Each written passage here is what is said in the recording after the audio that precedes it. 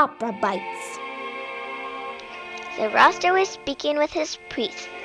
He tells them that Tamino is ready for his test to become wise and strong.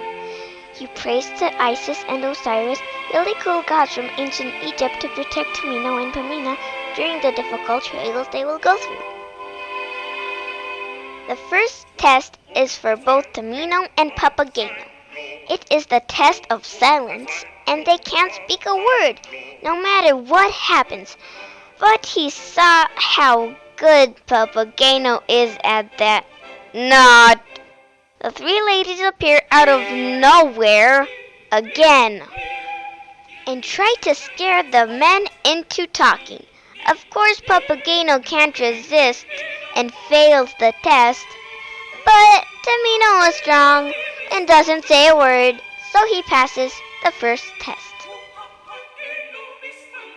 Then we see Pamina with her mother, the Queen of the Night.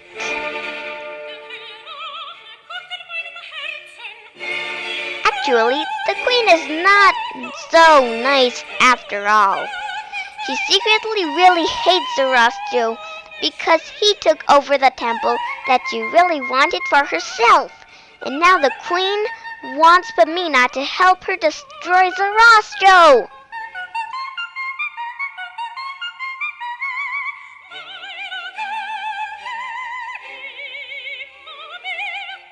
Pamina is really upset and afraid of her mother's anger.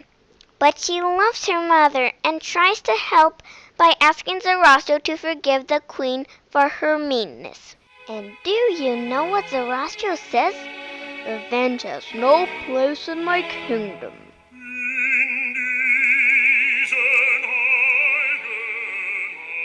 He wants to forgive her and not hurt her.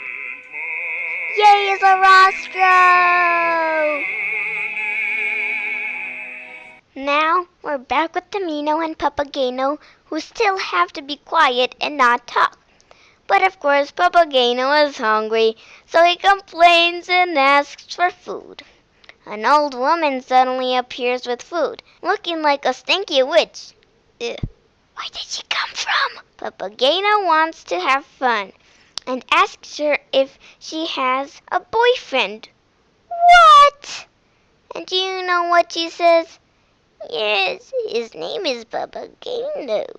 Papageno almost lost his feathers. He was so surprised. Then Tamino plays his magic flute and Pamina appears. She is so relieved and happy to see him, but Tamino can't speak, so he doesn't say a word to her. Pamina thinks that he doesn't care about her anymore, and she is so upset that she sings about her broken heart.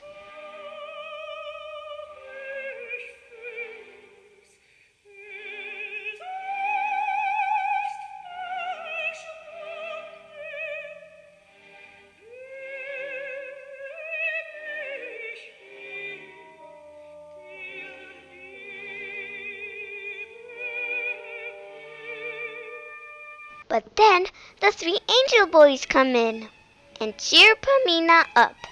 It's just what she needed. Meanwhile, Tamino and Papageno go to Zoroaster for the final trial. Papageno is thirsty again and complains about it again. And the old lady appears again, saying this time that she really wants to marry Papageno.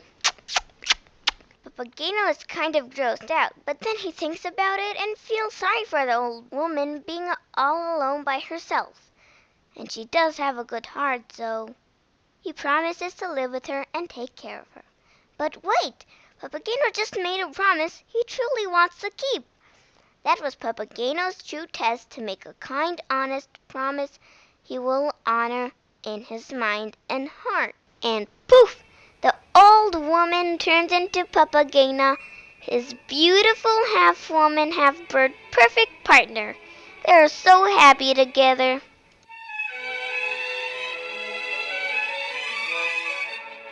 Tamino and Pamina are now allowed to pass the last test together.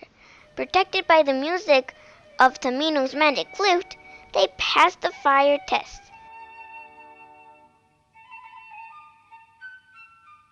Then the water test.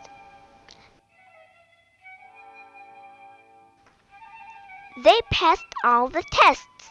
Now they learn things about themselves and each other, and are smarter and wiser.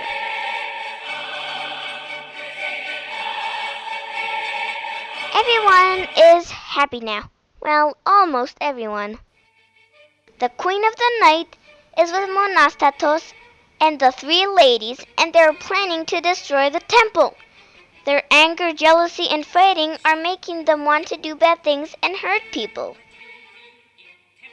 But as soon as they try to attack the temple, its powerful magic pushes them back and throws them into a prison.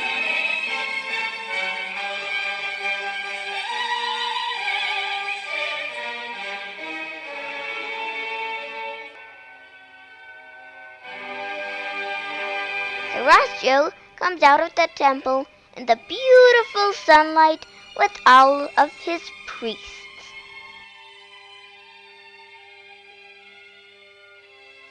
He has a party for Tamina, Pamina, Papageno, and Papagena. Everyone's invited, and they all start singing and dancing, even the animals. And they all live happily ever after.